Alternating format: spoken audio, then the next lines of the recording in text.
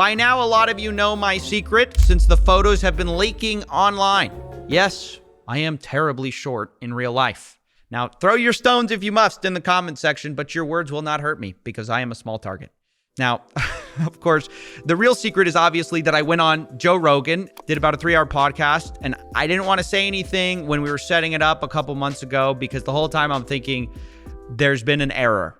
You know, this guy has to have famous people to talk to or important people maybe, but sure enough, it happened. And yeah, I just wanted to take a moment to highlight my 3 favorite moments from the experience, starting with the Logan Paul and CryptoZoo part we got to talk about. So obviously, most people know that Logan Paul promised to refund the victims, but the behind the scenes information, which I haven't talked about, is that he hasn't actually paid anyone yet. He hasn't even said a word to his community since January when he got in trouble. And it's just been really frustrating to watch because, frankly, I'm tired of talking about Logan. But many of these people are helplessly waiting and begging for Logan to respond to them, and they've been getting nothing. So I followed up with Logan privately twice about the lack of refunds and heard nothing. I got left unread. So I finally decided to make it public. Enjoy.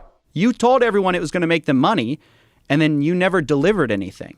So my story was basically showing the victims of the scheme, and then in response, he's like, well, I'm going to sue you for that. He said he's going to sue you. Yeah, he said, I'll see you in court. And then the backlash against him was so severe that he releases a video saying, thank you, Coffeezilla, for showing the world what happened. And I appreciate it. I responded out of anger, but I'm going to make things right. I'm going to fix the game to what it was supposed to be, and I'm going to pay back $1.7 million. I'm committing $1.7 million to anyone who bought an NFT can get a refund. Now, there's a bit of an issue with that. So that's nice. I actually think it's great that that happened, but there's 2 issues with it. Number 1, which is that the NFTs were only half, a small part of the sale. They actually weren't even half. Because people bought these tokens. So the people who bought tokens get nothing. He's offering, this refund on the NFTs. The other problem is he hasn't refunded the NFTs. It's been like over a month since he's done this. So he said he's going to do it. And then the Discord, he's posting in this little chat room with the investors. After he said he was going to do it, he's posted nothing. There's no way to get a refund right now. So I keep asking him like, hey, you promised $1.7 million to these investors. They're all waiting. It's been over, I think it's almost been 2 months now, and there's nothing. So it's like, he says that he's refunding people, which sounds great for PR, and then it's just like radio silence. So my experience, because I've talked to Logan, and that's why I know he didn't respond to me, because I texted him. I said, hey, where's this money? He left me on red. But I've talked to him, and when I talk to him, there's just sort of this feeling of, he's like, I just don't want to think about this. Like, I don't want to be, he wants to focus on Prime, which is successful. He doesn't want to be bothered with the victims of the scheme that he ultimately thought of in the first place. Is it possible that he's just gathering the money or working out a way to do it legally where it makes sense? It's very frustrating because, at every turn, it's just sort of like, it is, I want to say it's possible. We just don't know. And it's just sort of like, when you promise people refunds, like the longer you wait, the less people are actually going to take that refund. If Walmart says, hey, bring in this skull, I'll give you a refund. And you're like, all right, when can I bring it in? And they don't respond to you for 2 months. They know that you're less likely to actually take the refund. So I don't know if he's doing it because he wants less people to get the refund. He probably is busy, but my thought is a transgression of this magnitude where you're playing with people's money and livelihoods, you cannot take it lightly. And that's one of the things is these influencers got into this crypto space. I don't think they fully appreciated they're now dealing with financial investments, and it's not a joke. It's not like a brand deal where, if NordVPN isn't as great as they said it was, it's all cool. Right. It's your company, and you promise people you're going to make the money, and now you haven't said anything for over a year. Then you say you're going to refund them, and you don't say anything for 2 months. That's an issue. So that's my favorite segment from the show. I just think it's so important to hold these people accountable. And the second moment I wanted to talk about was talking about AI and deepfake scams, which is something I'm concerned about, but I haven't gotten the chance to talk about too much. Just recently, one went viral using Joe Rogan, and I wanted to get his response to it after I'd done some research. Here's a clip of the deepfake scam and his reaction to it. And the AI stuff's scary because ultimately you'll get the AI deep faking you into, you know. Yeah, there's one of me. There's one of me and Andrew Huberman selling some supplement that's not real. Right. Yeah. Alpha. I don't know if the supplement's real, but I know that the commercial's certainly not real. I mean, Andrew, look, Alpha Grind's only been out for 2 months, but if you go to Amazon and you search testosterone booster for men, Amazon already has it at the top of the search ranking. Yeah, they deep faked you, and I think it went viral on Twitter for a bit. Everybody knew it was a deep fake, luckily, and it wasn't quite good enough. Yeah, and then we tried to figure out who's doing it, and you just run into a bunch of shells. It's like very difficult. I'll tell you offline who's doing it. Okay, I know. I looked into it because I was curious. Okay. I was curious, and that same person had put out a lot of ads about like Kim Kardashian. They had deep fake of Kim. Okay, so I'm going to share Pete's secret for his feed. They had one of you saying that they have one of you saying this product's great, go buy it. And then there's another one where you were complaining that Andrew Tate launched it and you thought you were sort of like Andrew Tate's going after my brand. Andrew Tate made this competing product to Alpha Brain. He called it Alpha Grind, and it's a coffee with some nootropic and test boosting ingredients in there. And I'm not sure if that was a slight at me for some of the past comments I had made. Toxic masculinity. I will say I'm impressed with the formula. I respect what he's doing, and all around, I guess just hats off. Although I wish he wasn't competing with me. It was kind of this hilarious thing where they were playing both sides. It's like, it's Joe Rogan's. Wow. It's also Joe Rogan hates that it's out there because it's so good. Then it's like Kim Kardashian loves it. They had every celebrity was like basically endorsing this thing all through AI. And it's just the testament of our times. Like, celebrities are the new sort of authorities for better and often for worse. But people use that as currency now. And like with AI, you can just like fake a lot of that stuff. That's what I'm worried about, is the volley. I feel like this is the very first volley in a war on reality. This is a weird experience showing the person who was used in the fake ad, like the fake ad. But something I actually forgot to mention in the show, which I think makes it 10 times worse, is that the person who sells this Alpha Grind product and uses these AI scams goes by the name of Genius CEO, and he sells a course on selling on Amazon. So it's not just preposterous that he uses it to sell the product itself. He then brags about it online, where these products are getting sold by AI scams. And then he sells a course, I guess, on how to do the same thing. Let me tell you a story of how I made $300K in 2 months. And yes, there is some artificial intelligence in this story. Very strange. I forgot to mention it, and I just wanted to correct that. And I also want to say this technology is only going to get more creepy. So yeah, the future, it's not great. Now, the final part of the show I wanted to highlight is a Celsius rant, which if you haven't seen that video, you can go check it out right now. But it's just also a rant about scams in general, and it really sums up a lot of my thinking lately. Just the problem of these scams being prosecuted criminally. And I hope you enjoy. I watched the Celsius video that you put out recently, and I watched it today, and I was like, this is so valuable, because I'm seeing all these people, because you showed those people that did get scammed and the people that get fucked over by this guy who created this thing. And, they have a voice now.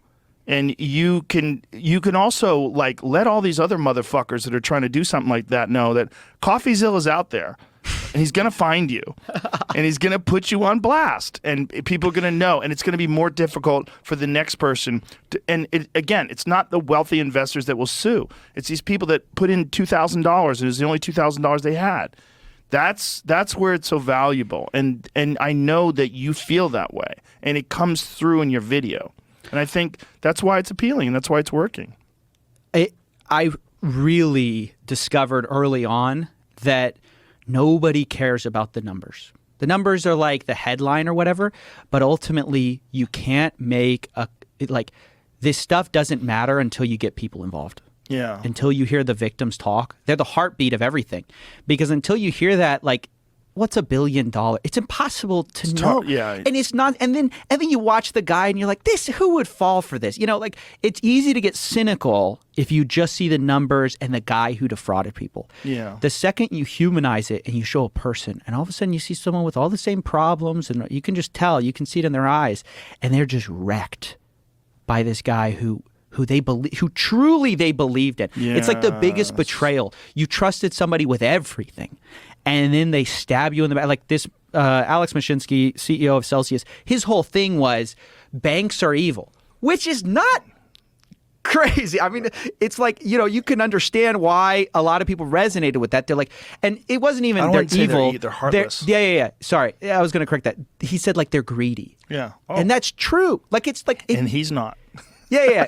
He goes like, banks are not your friends. True statement, Alex. And then this interviewer's like, but Alex is your friend? And he's like, yeah.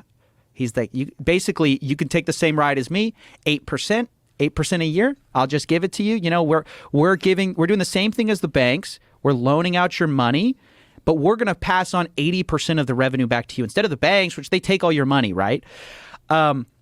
So people bought into that. They said, that sounds great. Like hey, the internet changed everything. You know, we think crypto's going to change everything. Why not have a bank that instead of serving its shareholders, it serves its customers? It kind of like, there's something that makes sense there. It's really compelling. And then come to find out, Celsius was never making money. They said they were paying out, you know, you with their profits. They were paying out you with new deposits. Like new people were coming in and they were paying you out. And so it was this giant Ponzi scheme where they set the rewards because they knew if it's high enough, people are just going to flock to them. And so, but they had this compelling explanation for why, like it kind of made a little bit of sense. And then when it finally goes wrong, he just walks away. I mean, yeah, he's getting sued civilly, but where's the criminal action? He's going to go to jail? Probably not. And it's like, that is so messed up. That that itself is a crime. I think it's so sick that we throw the book at people who will rob a store with a gun, right? Steal $10,000. People who steal millions, billions of dollars often get away with it because it's just done a little differently. There's not the drama of the gun and even if no one gets shot. It's just he pushed a few pencils around. He got you to sign a few shady, but that's just as sick and twisted. But it's just done in a way that socially is slightly more acceptable, and they get away with it way more often. But I would contend that these people are literally financially murdering people. After Celsius, people committed because of, literally, it's a fact. People committed suicide because they lost everything. I'm sure FTX as well. Of course. You know, the bigger the scam, there's just statistically, it almost becomes impossible that you don't at least, if not financially, sort of metaphorically murdering a family, you literally kill somebody. And people walk away with not like either only the guy at the top goes down or nobody goes down. And that is crazy to me. It's like, what message are we sending via our regulators? Basically, it's like, hey, you're going to get a slap on the wrist if you're caught. And what you just did, is why you're so successful. That's real. This is how you really feel. This is and this is why your show works. And this is it right there. Like what you just did is why I'm interested in your show. Because this is your real thoughts and opinions. Something has to change. Yes. I mean, something has to change where you can't just go on like this, where if we're really going to allow, if we're going to, you know, take our financial future in our own hands, we're going to allow these influencers to talk about finance, somebody has to be there when things go wrong. Yes. And there has to be consequences. If you lie and if you cheat and you steal, there has to be a guy at the end of the day who's going to put you in trouble. And I think a YouTube video is not nearly enough. That's why I'm constantly saying, like, hey, can someone from the government get involved? Like, go lock this guy up. Go lock somebody.